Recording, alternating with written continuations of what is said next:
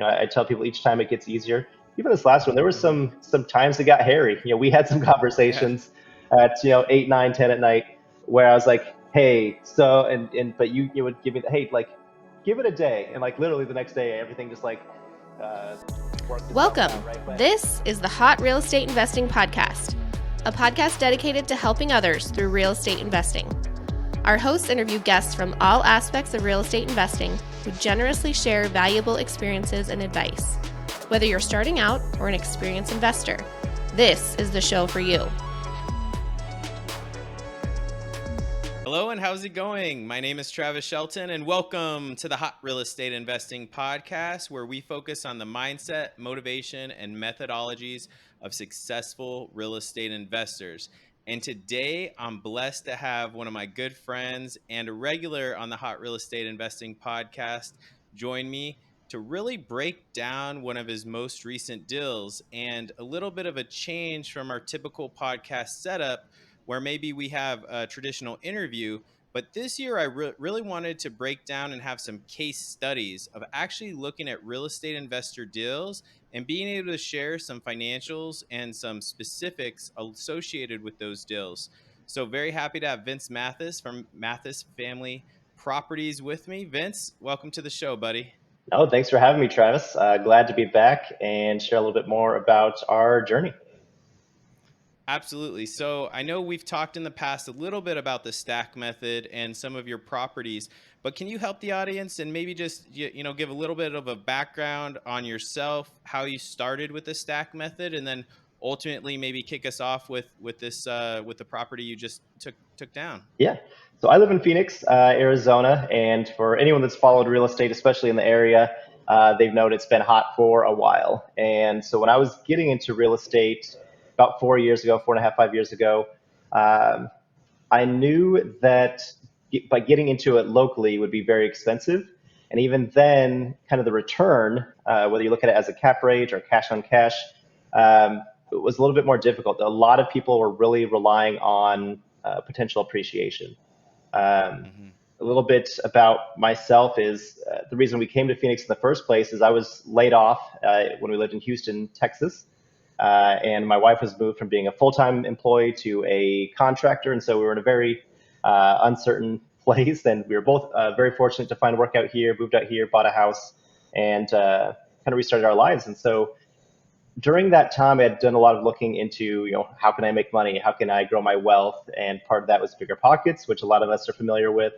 And Of as I course. got into that, one thing that made sense to me was what Brandon Turner calls the stack method. And that's where you build up essentially a very large portfolio over an amount of time, not instantly, but you start with something very small, like maybe it's a single family home or a duplex.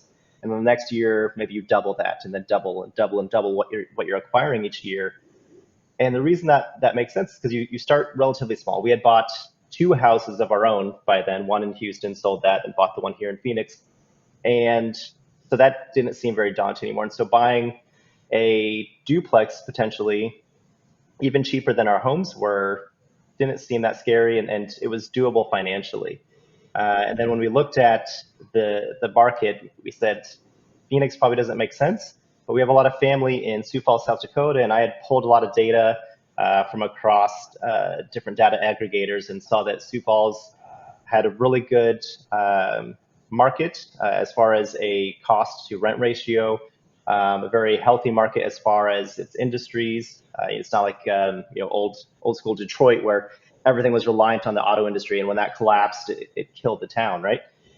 Sioux Falls Mm-hmm. has a very diverse economy, and Right. we're back there a few times a year, and it also cause us to have to create systems and build relationships because we wouldn't be able to drive by every time. We wouldn't be able to go over and fix toilet problems.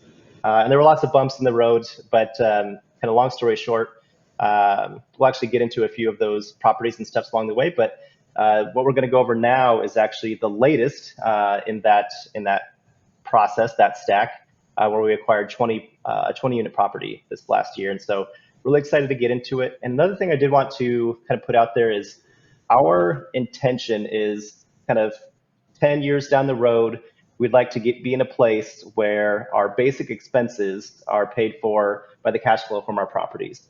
It's not something where I need to see a huge return right now. It's not something where it doesn't have to be the flashiest deals. Oh, we're going to have 50% IRRs and 2-year Sure. multipliers and things like that. But it's every step has been feasible. And some would probably say that some of our choices, and we'll look at some of them, have been maybe a higher risk than they're comfortable with. And that's completely fine. Everyone's in a different place.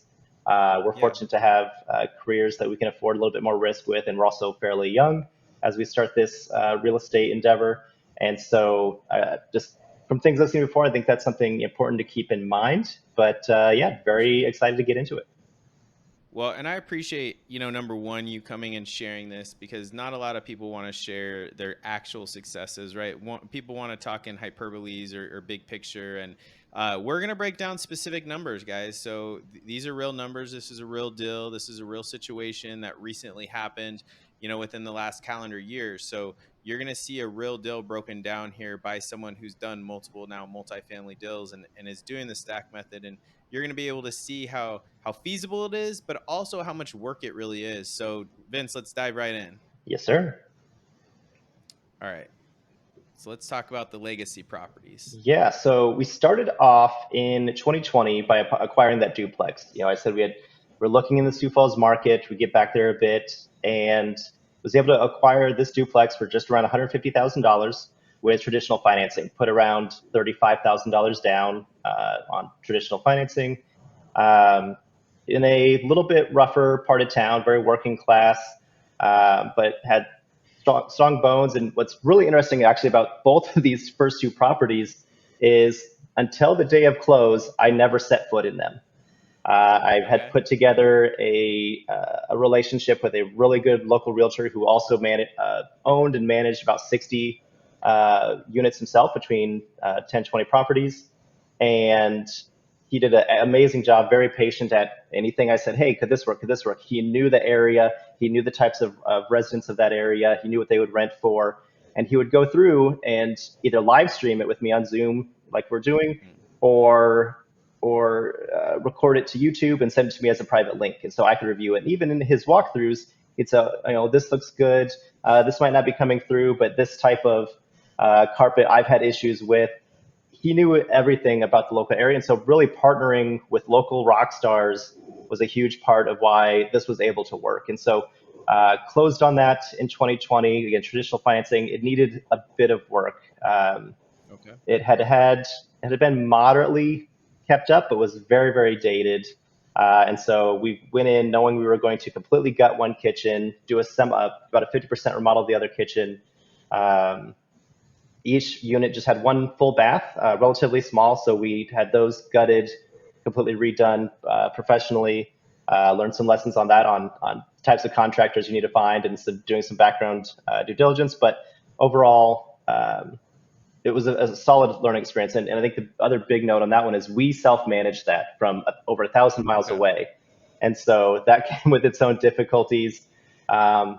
Knowing that we would bought sight unseen, you managed it, you started building your team. It seems like a lot of work, Vince. Yeah. Like, how many hours a week were you putting into this? Oh gosh, just those 2 units was probably an hour a week on average, which is crazy because I've been a tenant and I haven't had to have discussions and calls and things with my management for 30 minutes a week. But again, just being in a little bit rougher part of town, having to go through that construction with a bad contractor, there was just a lot of running around, just a lot of headache, and to see $100, $200, $300 a month cash flow, and so I'll use that and caveat into the next one. When we closed on that first property, we tried to be very professional, very courteous.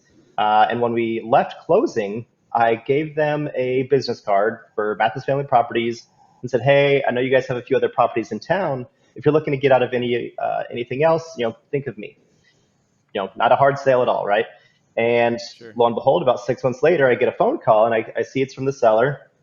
And I say, hey, some back and forth on how the duplex is going. Oh, we're doing this and that. Like, oh, exciting. And the reason they called was because they had a four-plex, a purpose-built four-plex in a much better part of town with its own garages and everything.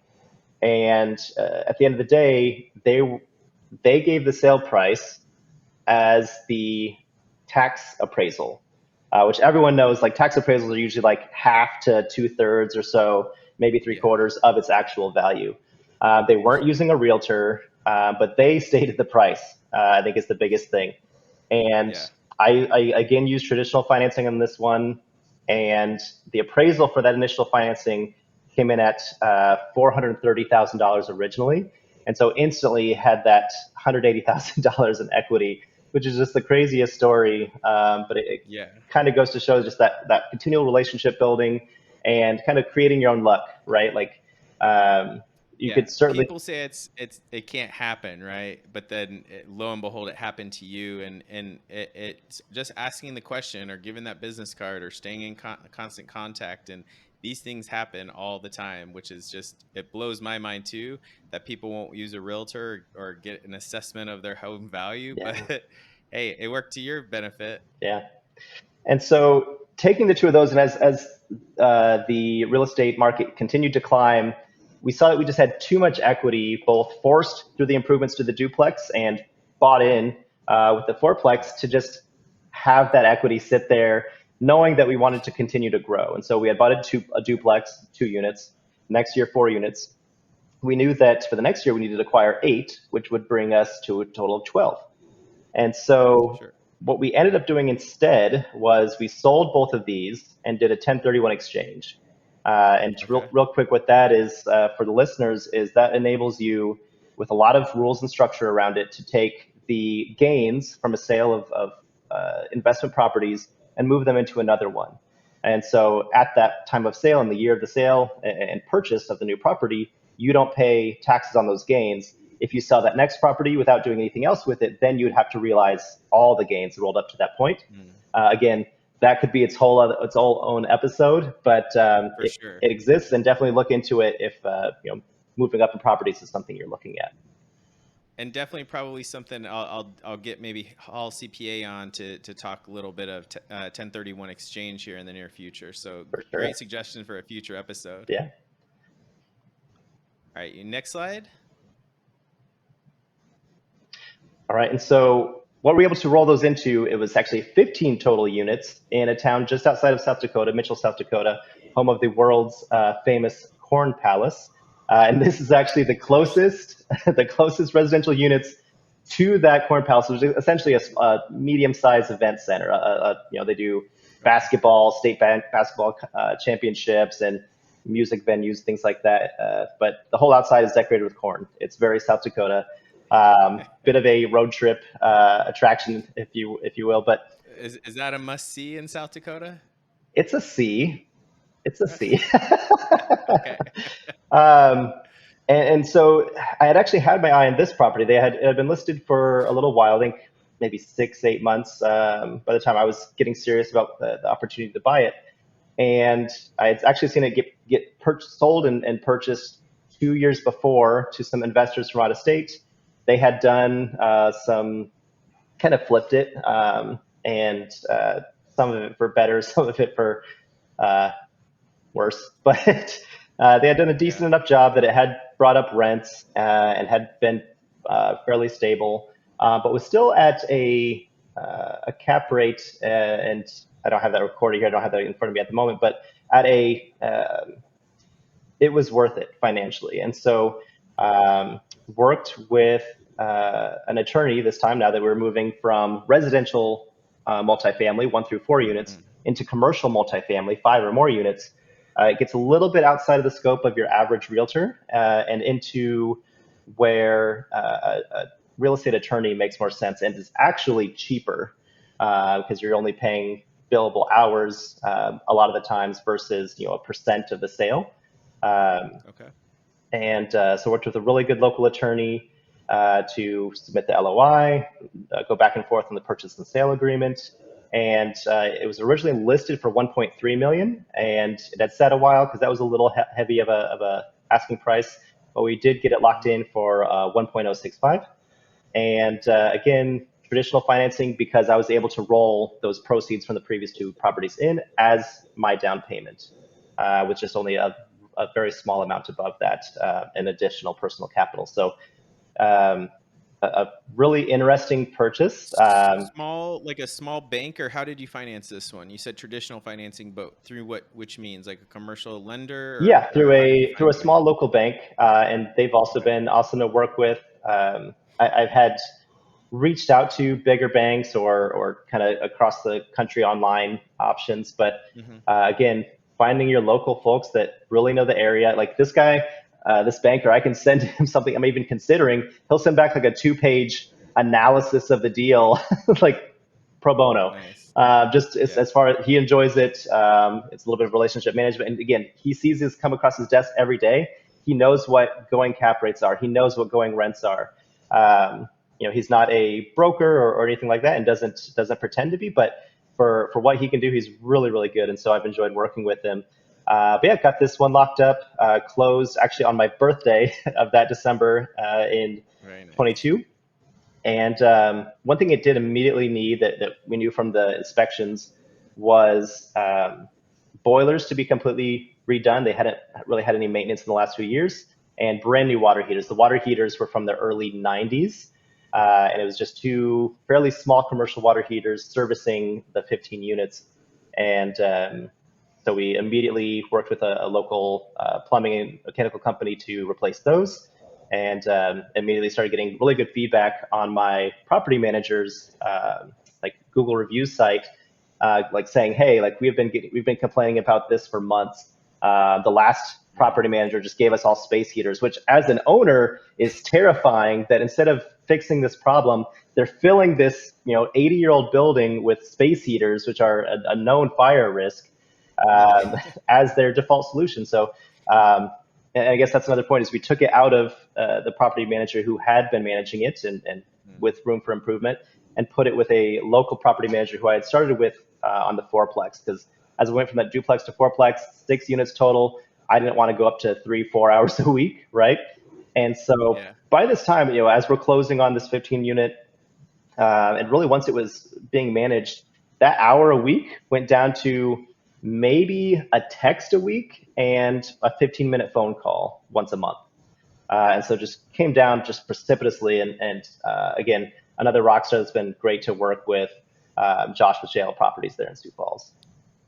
No, that's great. And I love hearing that fact that you actually increased your units. You went from 2 and then 4 to now 15, and you actually received more time, right? So that time freedom, really started to peak kind of over the bushes of all that hard work and everything. Real quick, just for our audience, since a lot of us maybe are in Arizona, maybe I've never known what the heck a boiler is. Most people know what a water heater is, but for a boiler, like, is there one for the whole building? Is there one per unit? Like, help us out a little bit there for us naive individuals living in the heat. So it can be set up different ways, but essentially how it generally works in a small to mid-sized multifamily like this is there's a central boiler, which is really just a fancy water heater, a very kind of higher capacity water heater, more BTUs than a typical water heater that services showers and kitchens and things like that. Okay. And it pumps that hot water through the building through what looks just like a electric baseboard vent heating elements. And each unit also does still have a thermostat, so it's not like they're stuck with whatever comes. They can dial it in, and that'll control how much hot water comes through at any given time. But essentially, it's just recirculating and keeping that water hot. And has kinds of pros and cons. One, it's extremely efficient on the big scale, right? So if you weren't looking at who's paying for what, it's the most efficient method versus forced air, which has a lot of loss of efficiency, air, falling through vents in the attic spaces and things like that. But because it is centralized and there's variable valves in every room almost, that's just built into my cost as the owner. And so it's factored into rent, but it is also a marketing advantage for the tenants when they're looking at things like, hey, if you had electric heat before that you were paying for, you basically have free heat all winter, so kind of a boon for the resident. And it can be managed, but one thing you kind of hear about sometimes is people will have those on blast, or maybe a valve goes bad, and instead of telling anyone, they just open the windows. So you have all this heat coming into the unit and then out the window, and you're heating outside. And but if you have your property manager and maybe landscape or anything like that, keeping an eye on the place, saying, hey, like there's just a bunch of windows open and it's like 0 degrees right now. You can reach out, say, hey, like, is everything good with your boiler? We'd like if you kept the windows shut, all that conversation. Yeah. But no, that's good. I appreciate that education. Yeah, because I've seen some deals with boilers, and I'm always a little confused. Like, is there one? Is there two? How many of these are actually, and how much they are to repair? Water heaters are a little bit more simplistic. Yeah. But thanks for giving us that breakdown. Sure. All right, so let's talk a little bit about the actual property, that you just recently purchased here, the Cliffwood Apartments. Yeah, so finished 2022 with that 15 units. And so for the next year, for 23, the goal would be acquiring at least 16 units, right? The goal before was 8. We rolled it into the 15 units. Now this goal is at least 16 units. And so I had my eye out, pretty much from right after close on the Mitchell property. I had all kinds of pretty much any aggregator, broker that I had talked to was sending me every deal. I get things on my phone every day, multiple times a day, nice. Whether it's a mobile home park or a small property in Iowa or Nebraska, or generally try to shoot for Sioux Falls. But this one had come up pretty early. Actually, it was already for sale when I closed on the Mitchell property. It was listed for $2.7 million.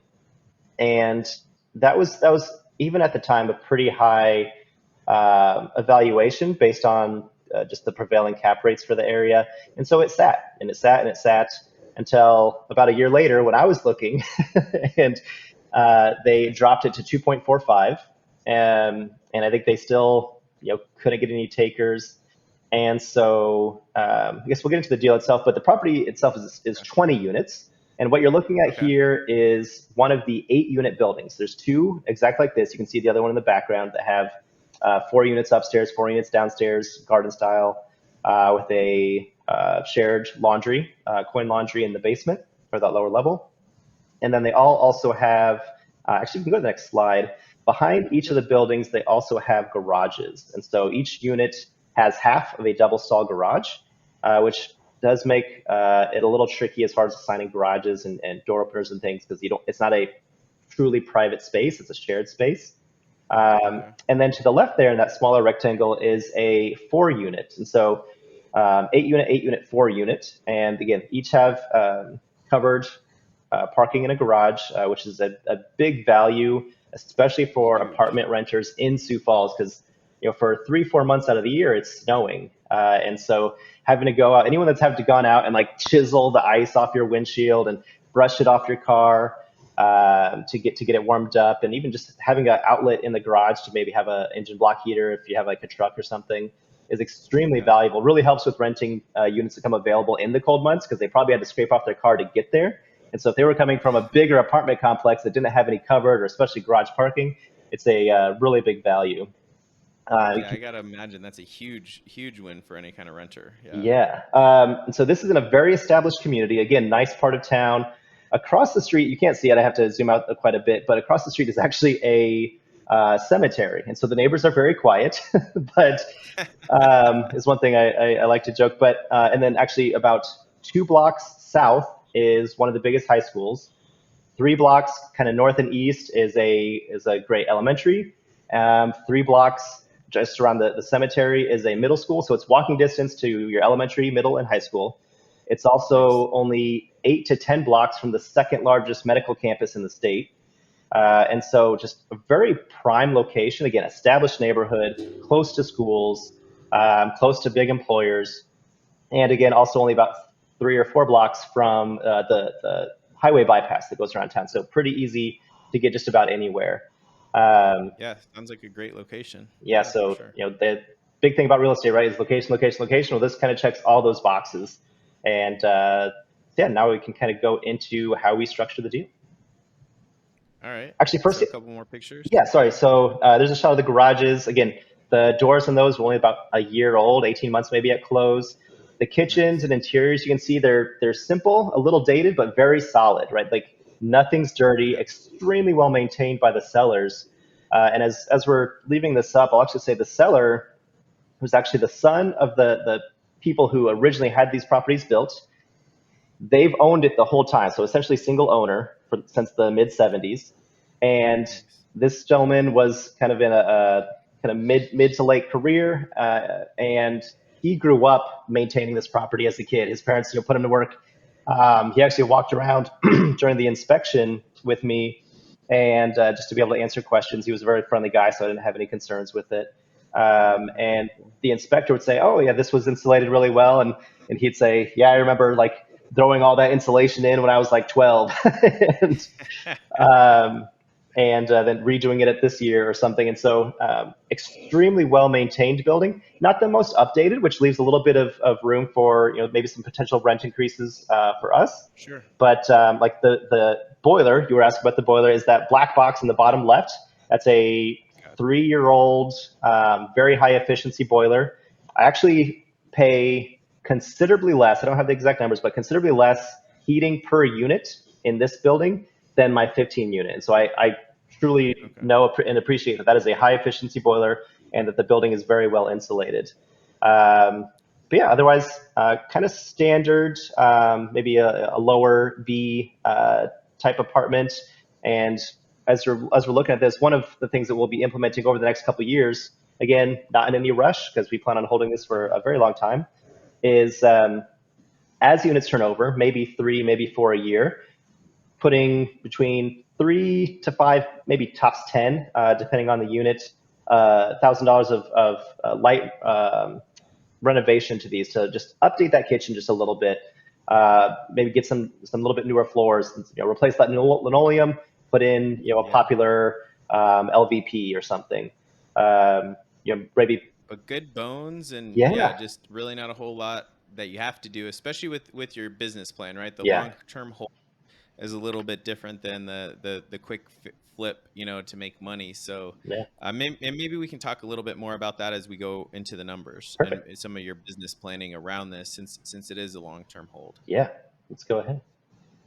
All right, so let's break down the deal. All right, so even getting it under contract at 2.3 million, 20-25% of that is not something that I have on hand. I've got, like I said, I've got a decent career. I don't have, I'm not some senior VP or CEO of anything crazy. And so I was going to be able to come in with about 200,000, which again is a lot. Even that wasn't all just cash we had aside. Some of that was taking a little bit of equity out of our home. But what I was able to do that I think really made this an interesting deal was I also raised $250,000 in private lended funds. And what that is instead of doing like a syndication that most people, at least around the real estate space, have heard of, where you buy into the property, you have some equity stake, but it also comes with a lot of rules, right? It's you've got regulators watching you, everything's got to be right, or you can get in a lot of trouble and legitimately go to jail. What this is they just lent me money, and it's recorded as a second position, and so they are, and we'll get into how much, but essentially I said, hey, I just want to borrow money. This is the deal you're lending on, but you'll have no equity, but I'll pay you a very fair return. And we'll get into what that looks like. And so with what I was able to put in and what the private lenders were able to put in was about 20%. And then what we did with the 80% was seller finance. And that was something that I had negotiated with the broker very early on, but during the LOI phase, said, hey, this has been on the market a while. Would the seller be open to seller financing if we could come to an agreement on terms? And he said, yeah, it's going to depend on the total package. I said, we can start there, right? And so what we ended up negotiating was 80% seller financed at 4.19%, which is well below market, and we'll take a look at what that looks like. But that was really the hook that made this deal possible. Yeah, I mean, it all sounds amazing, but it also sounds like you asked the right questions, right? I think it's so often people are like, how'd you find this deal? How'd you find an off-market deal? It's like, you're telling us right now, if you're listening, this deal was a deal that was on market. It was just sitting over there. A year. This was a deal that it wasn't advertising owner finance, but you were willing to ask the question, right? You didn't maybe have all the money up front to be able to close on the deal yourself, but you were willing to ask others for the potential lending opportunity. and you knew what your focus and kind of beginning with the end in mind, that you didn't want to syndicate and give up percentages of the deal. You were just willing to offer a good return. So, I mean, I just want the audience to kind of hear those things and be able to, when you're looking at properties, don't automatically just say, I can't do it, right? It's how can you do it? Yeah. How can I bring this money? How can I make this fit into my investment strategy for my long-term goals or success? And I just love your mindset, Vince, because 80% of people would have looked at this, sell that I don't have enough money, Yep. or saw it's been sitting on the market, something's been wrong with it for a year. But lo and behold, it was someone that the original builder's sons had the deal, Yeah. had the ability to own or finance, and it wasn't, and it hasn't been a shady transaction. So just, I think a lot of lessons learned there that you wrapped up really beautifully, but I just wanted to re-emphasize those things. So For sure. maybe let's change gears and talk a little bit more about the financing comparisons. Yeah, so I wanted just to kind of really call out the value of that owner financing. And so on the left, Okay. this was my local bank. Again, great guy, can do either portfolio loans within their bank, or certainly can work with any qualifying mortgage. And so basically the best he was able to do at the time, and this is about 18 months ago, when rates were getting up to their highest, was a 25% down payment, so almost $600,000, 7.75% interest for 30 years. I think that would have been actually fixed for 5 and then kind of reset every 5.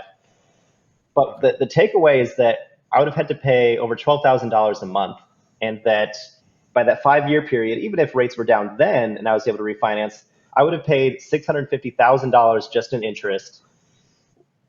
With what we were able to do with the seller financing, again, that just under 20% down, 4.19% interest for 30 years. Again, it's actually got a balloon at 5, but that monthly payment is only $9,000, $9,036. And so its 5-year interest is only $370K, saving $300,000, $60 a year for the next 5 years. So an entire average, U.S. salary a year for the next 5 years in savings. And that's what made the deal work. If someone was looking at it with the lens of just that traditional financing, this deal doesn't work. And so that just, like you said, asking the questions and getting it to where the numbers can make sense is where that value was. And the other thing about that difference between the 9,000 and the little over 12,000 is that gave me the spread that I need to pay my investors. And so as we go to that next slide, we'll talk about them a little bit. And so, all right, so let's, yeah. And so as I'm looking for these folks, another great thing about this versus a syndication is there's no rules. I can ask anyone for money. Like, that's not against the rules, right? It's just it's a contract.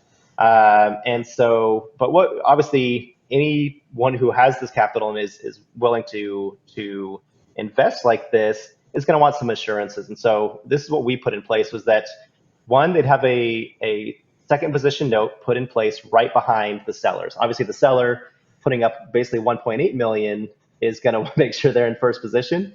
But then right behind that, and we had a couple investors, we put them as a tenants in common in the second position note, which again, all sounds very fancy. And that's why you pay the attorney to do all this. And it's, again, still cheaper than a realtor. They are paid quarterly. And what that does is it gives me a little flexibility that, say we have a really bad month, some big CapEx thing hits that depletes the CapEx fund that we set aside. There's still time to make sure we can get there. And I also have kind of that leveraged, the buoyancy from my other property. I still have our personal W-2 incomes. And so, but just instead of having to worry about it monthly, being a monthly concern, it's just quarterly. So 4 times a year. And then, like I said, that $30,000 capital expense fund, that's something that pretty much every traditional qualifying mortgage is going to have as well, is some size of a CapEx fund or reserves set aside. Maybe it might be 3 to 6 months of your principal and interest, right? But there's going to be some amount that has to be set aside. And so for both the seller with their seller financing as well as the private lenders, I wanted to show them, hey, like, anything that comes up, even if it's something that insurance has to be covered by, this covers our deposit for the insurance. Or this would cover turning over multiple units that all, got torn up in some crazy party or something. But it gives that wiggle room so that they had less to be concerned about. For sure. I mean, I think anyone going into a deal, if someone's like, asking for money, the first question is, well, do you not have enough, right? So then if something goes wrong, what the heck's going to happen to my money? How secure is my money? So I think that, to your point, that having that fund there to say, yeah, if a boiler goes wrong, if AC goes bad, if a roof goes bad, we have enough to cover you, and we're not going to be having a capital call. We're not going to be having some sort of situation where we're going to have your money's at high risk. Mm-hmm. So I think that thank you for making that point, because it's a great point in this specific situation, for sure. For sure. It's got to be a win for everyone. For sure. All right. We want to talk about the annual cash flow projections now. Yeah. So, and this could be a lot to take in. So if you're at home watching this, hit pause, look it over, feel free to come back to it afterwards. Basically, that first column is just what was as listed, right? What was in the T12 that the seller provided. Yeah. And then the year 1 through 5 are my projections. And there's especially a couple things I want to point out. And so starting with the rental income, you'll see that it goes from 222 at sale to almost 250 that first year. And again, I had constant communication with my property manager throughout this acquisition. He was familiar. He had actually walked it even before knowing I was putting an offer in it, just either through another partner or something. But he loved the property itself even before I talked to him. And once he got that T12, he saw, hey, like even just getting equivalent units up to what their neighbor is paying, plus bringing a couple of the units up to market that maybe not had seen the annual increases to where they should be, gets us to that, and then 3% on top of that gets us to that year 1 projection. Right. And so this isn't anything crazy. This isn't us knocking down walls and making it super sexy and then moving high paying potential tenants in. This is just getting it to where most of the units or some of the units already are paying. And so that's proven. That's proven that it's fair market if the neighbor's already paying that. It's not like they'd be able to go next door like, can you believe this guy? He upped my rent to this. And they're like, oh, I've been paying that for a year. Right. So exactly. So that was the first one.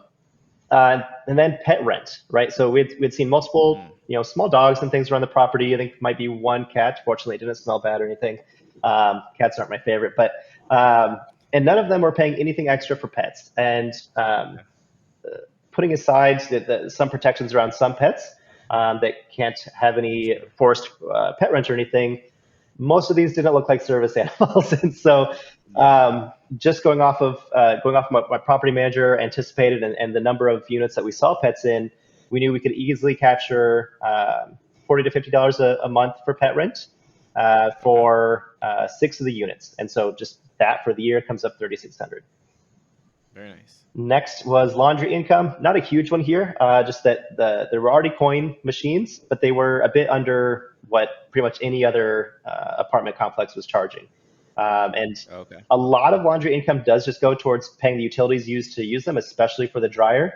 And so at least making sure that we're not losing money on the washers and dryers was a big priority. So we looked at bumping those up, I think about $0.25 and 50 cents respectively.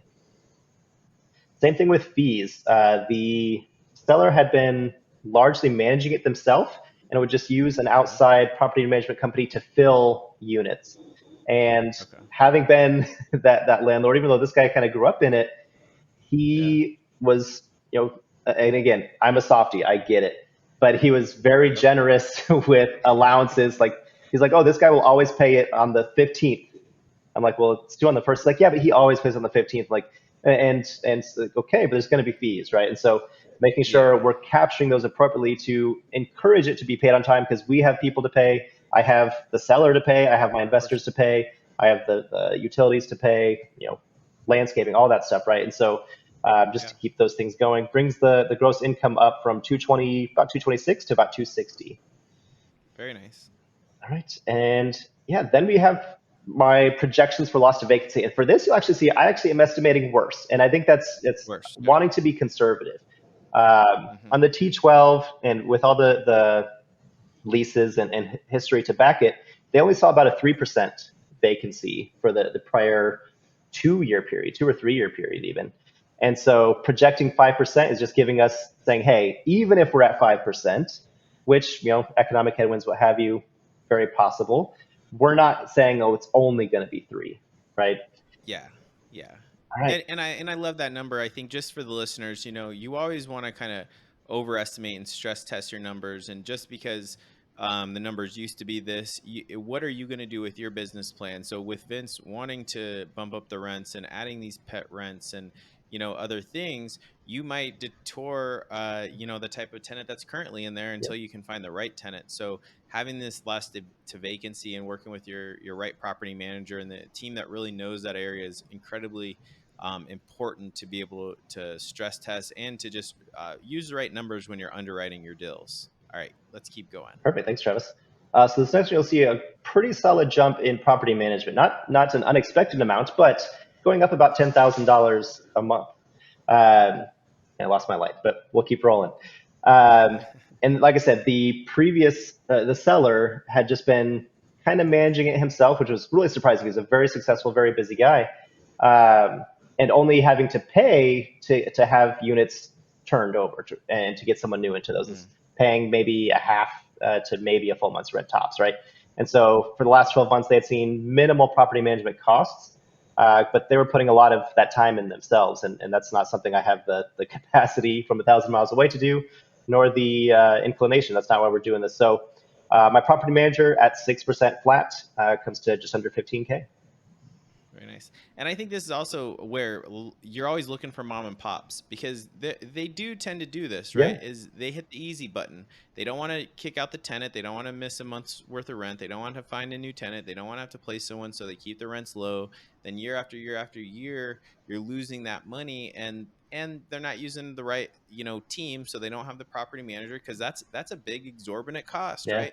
But when you're using the right people and you're using the experts, they're going to get you the most bang for your buck and the most, ultimately the most gross income, hopefully, more than probably your average mom and pop is going to do with these units. And so I love sharing these numbers, and especially you sharing the T12 and then your thought process of why you chose these numbers year one. I'm also interested in how comparable are these now that you are, 18 months in or so, like you said, maybe, a year in, are you close to these year one projections? So that'll have to be a follow-up, right? We're only about 3 months in, closed December of 23 on this one. But yeah, so I think next we've got snow and lawn. Yep, so snow and lawn, I do have actually estimated coming down. And this one's a little tricky, and again, goes back to that Midwest snowy environment.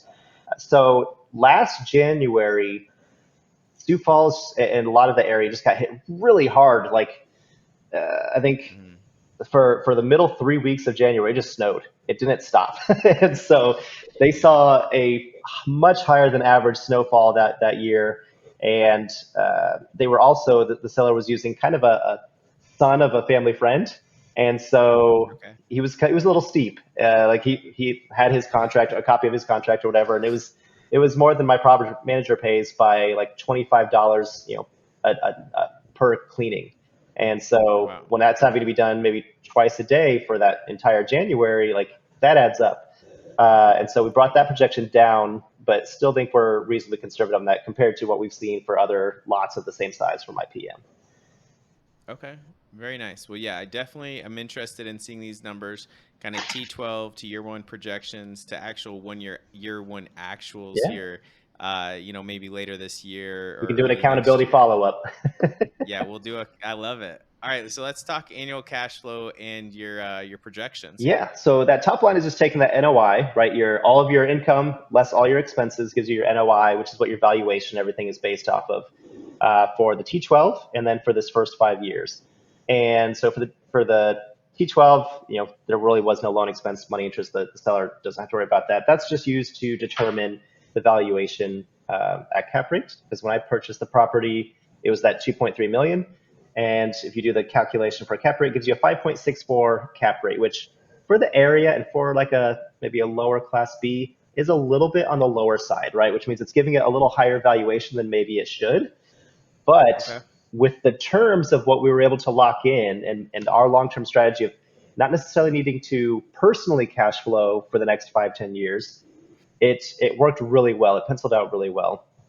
And what you can see and ends up happening is a lot of the cash flow that we do realize gets eaten up, like I mentioned earlier, by that private money interest payments. About 32,000, well, exactly 30,500 a year, 13% on $250,000 a year. And so for this first 3 years, they will be receiving that 1/4 of that quarterly, right? And even after that, year one, we're projecting around 11,000, which at this scale isn't anything to write home about. But the next year it doubles. The next year it adds that 11,000 again. And by the time we pay out, refinance out our private money lenders, we're cash flowing over $70,000 a year on this property. That's amazing.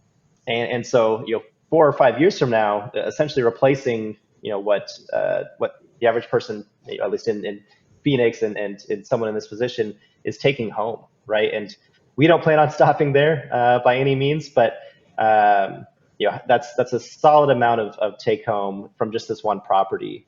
And I think then looking at that next line, the value at purchase cap rate, we don't plan to sell it at 3, 4, 5 years, probably not at least until 10, and then we'll just roll all that equity into something even bigger. But knowing that 5 years from now, we'll have created almost $1 million in equity, maybe a little less if the cap rate's a little higher, but it'll still be $500,000 to $1 million, and we only put in 200,000, and so that's a huge ROI, and something that we wouldn't have been able to do for years if we waited until we could afford to put all of that down payment ourselves without seller financing. All right, Vince. So I really appreciate you sharing your numbers on this specific deal, some of the background on how you stacked your duplex and your quadplex, ultimately to get more units, right? And even though you thought, hey, I only needed 8, you got more than 8. And even though you thought, you've always been able to kind of overachieve in the numbers, the specific stacking numbers that you were looking for. So for the audience, how reasonable is this for someone out there that has no units right now? What would you tell someone that was in your shoes a couple years ago to help them maybe take those first steps? And so one is watch my first episode with Travis. I go into a little bit more backstory, but honestly, it's starting, and that's what I love about the stack method is start small, start smart, start almost where you are, just on the edge of what's uncomfortable. Buy that duplex. Maybe you move houses, keep the old one if you can swing that, and rent that one out for a little bit. Maybe you Airbnb it if that makes sense. I've always stuck with long-term rentals, but find ways to get into that first one, and then within a year or two, you'll realize, okay, that's not that bad, and you're also continuing to develop these relationships. You're growing your knowledge. Like I couldn't have done this last deal with seller financing, private money lending. Everything that went into it, rolling from a 1031K into the 1031K from the previous one. I knew none of that when I bought the duplex, right? But I bought the duplex. I did the work. I made the mistakes. It's gonna happen. But you can't be prepared for everything. And so if there's a place you want to get to, you might fail along the way. You could fail. I could screw this whole thing up entirely. But the only sure way to not ever get there is to never start. And so get that ball rolling, right? And so find your people. Find the HOTREI meetup to go to. Find a local RIA. Listen to Bigger Pockets and the HOTREI podcast and a million other podcasts. Read the books. Do the work. But ultimately start. You're not going to know everything. You're going to make mistakes, but start and then build and build and build. And even on this last one, I tell people each time it gets easier. Even this last one, there were some times it got hairy. We had some conversations at 8, 9, 10 at night where I was like, hey, so but you would give me give it a day, and literally the next day everything just worked itself out, right? But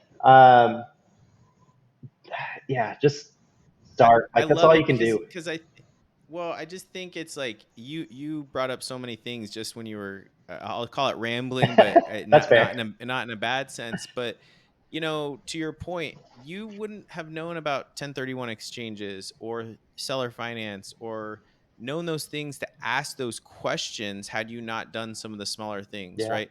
You ask better questions to your property managers because you managed a small asset. You also knew that wasn't what you wanted to do. And so Yeah. you had to scale to be able to afford the deal, had to afford the property manager, right?